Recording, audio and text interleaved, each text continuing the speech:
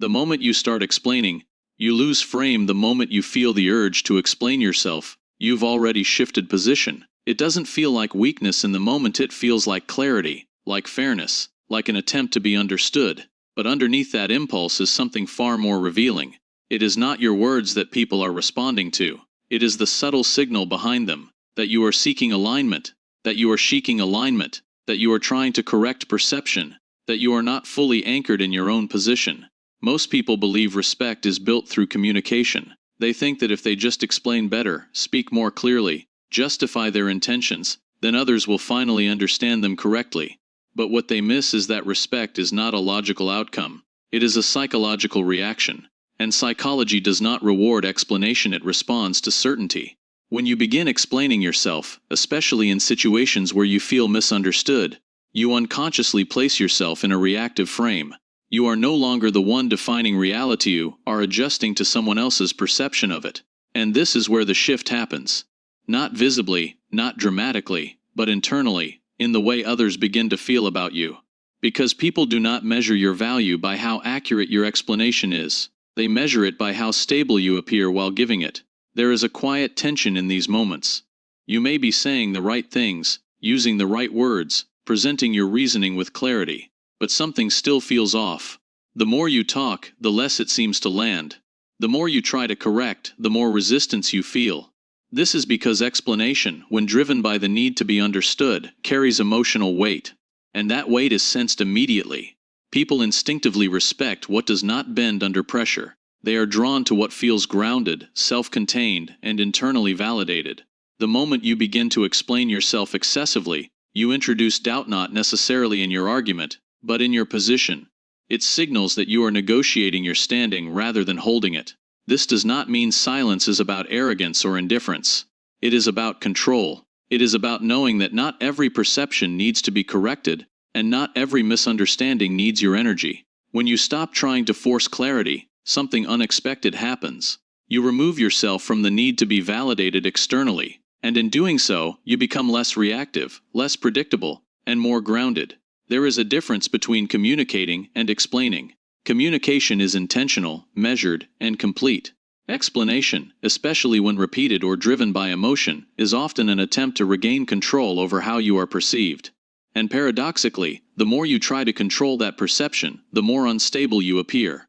The shift begins when you recognize that being understood is not a requirement for maintaining your value. You do not need to correct every assumption, respond to every doubt, or justify every decision. The moment you internalize this, your behavior changes.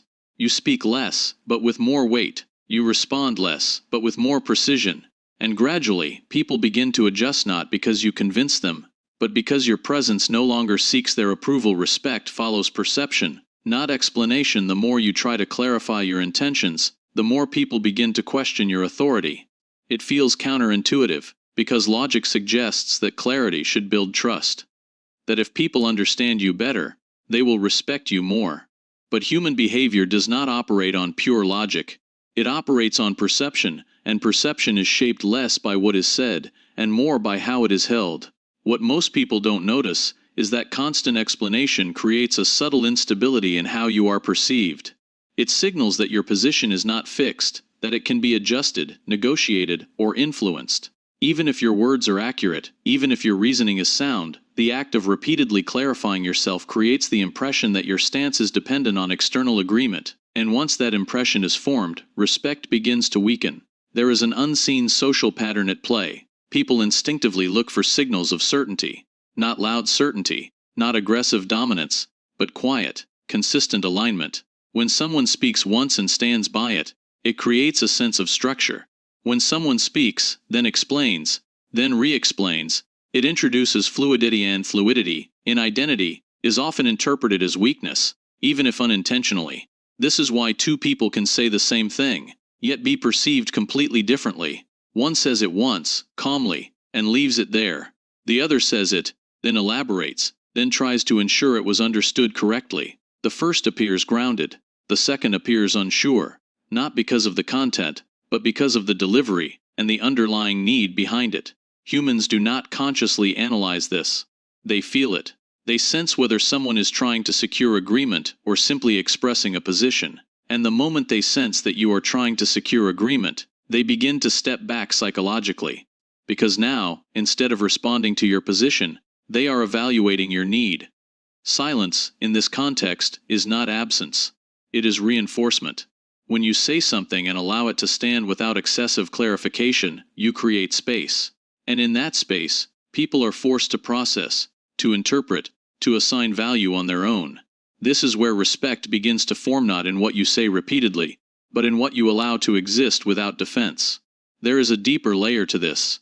Explanation often comes from a desire to be seen accurately, to avoid being misunderstood, to ensure that others perceive you in the way you intend. But the pursuit of accurate perception can quietly become a form of dependence, because now, your sense of being seen correctly is tied to how others respond.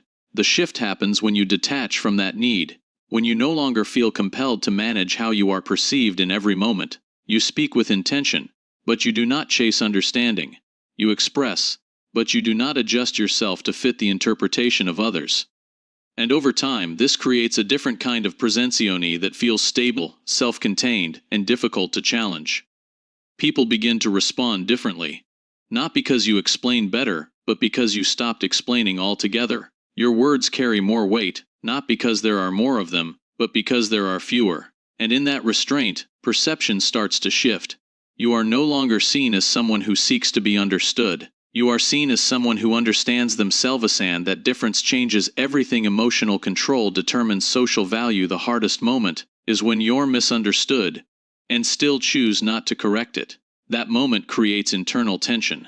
You feel the impulse rising need to clarify, to defend, to set the record straight. It feels almost automatic, as if silence in that situation would mean accepting something inaccurate.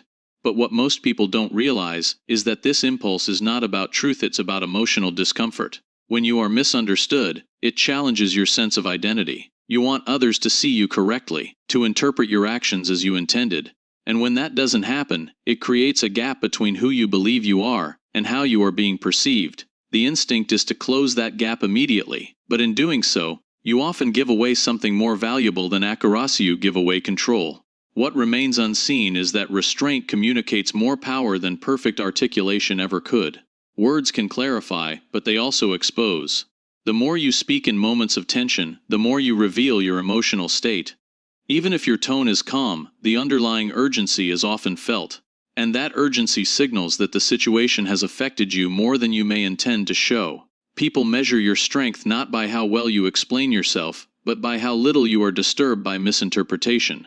This is not about ignoring reality or avoiding communication, it is about emotional regulation. It is the ability to experience the tension of being misunderstood without reacting to it impulsively. That ability creates a form of stability that others instinctively recognize. Emotional control, in this sense, is not suppression. It is selection. You are not denying what you feel, you are choosing whether it deserves expression. Not every situation requires your correction. Not every perception needs to be reshaped. Some misunderstandings dissolve on their own when they are not reinforced. Others reveal more about the person holding them than about you. There is also a boundary that begins to form here. You start to recognize that your energy is limited, and where you direct it matters. When you react to every interpretation, every comment, every assumption, you dilute your presence. You become scattered, responsive, and easier to influence. But when you become selective, you allow some things to pass without engagement. You create focus. And that focus strengthens how you are perceived. Over time, this restraint changes your behavior in subtle ways. You pause more before speaking. You observe more before responding. You allow silence to exist where you once would have filled it. And in that silence, your presence begins to carry more weight. Not because you are saying less for the sake of saying less, but because what you choose not to say becomes just as meaningful as what you do say. This creates a psychological shift. You are no longer trying to control how others interpret you. You are controlling how you respond to their interpretation. And that distinction is critical. One is external and unstable. The other is internal and consistent. As this becomes part of your behavior, you begin to notice that situations that once triggered you no longer carry the same intensity. People begin to respond differently as well.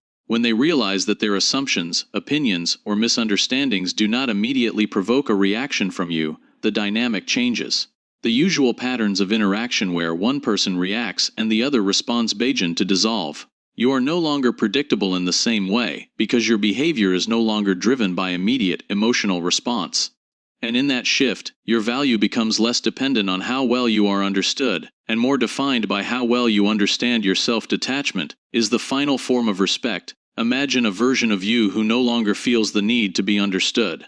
Not because you've stopped caring, but because you've stopped depending on it. In that state, something shifts internally. You are no longer adjusting your behavior to match perception. You are no longer measuring your words based on how they might be received, and without that constant calibration, your presence becomes more stable, more grounded, and noticeably different. Most people operate with a quiet dependency on being seen correctly. They may not admit it, but it shows in subtle ways: over-explaining, correcting misunderstandings, reacting to opinions, or trying to control how others interpret their actions. These behaviors are not always obvious, but they create a pattern where your internal state is influenced by external perception, and once that influence is visible, it becomes a point of vulnerability. What is rarely understood is that respect is closely tied to independence. Not independence from people, but from their approval. When your behavior is no longer shaped by how others respond, it removes a layer of predictability. You are not reacting to gain agreement. You are not adjusting to maintain alignment. You are simply operating from a position that does not require constant validation. Detachment in this context is not withdrawal. It is clarity. It is the ability to remain engaged without being affected. You can listen without absorbing. You can observe without reacting. You can act without needing confirmation. And in doing so, you create a different kind of dynamic. One where your presence is not easily influenced, and therefore not easily diminished. There is a subtle shift that occurs when you stop seeking to be understood. People begin to feel it before they fully recognize it.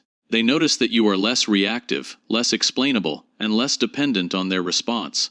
And this creates a kind of uncertainty, not in a negative sense, but in a way that changes how they approach you. The usual patterns no longer apply, because the usual triggers no longer work. Over time, this builds a form of quiet authority, not something you declare, but something that becomes evident through consistency. You do not need to assert your position repeatedly. You do not need to correct every perception. You allow your behavior to speak, and you allow silence to reinforce it. And because of that, your presence begins to carry more weight. This is where long-term power develops. Not through force, not through persuasion, but through stability. You are no longer moving in response to others say. You are moving from your own alignment, and that alignment remains steady, regardless of how it is interpreted. Some will understand it, others will not. But your behavior does not change based on that distinction. As this becomes part of how you operate, your identity consolidates. You are no longer defined by how you are perceived, but by how consistently you remain aligned with yourself.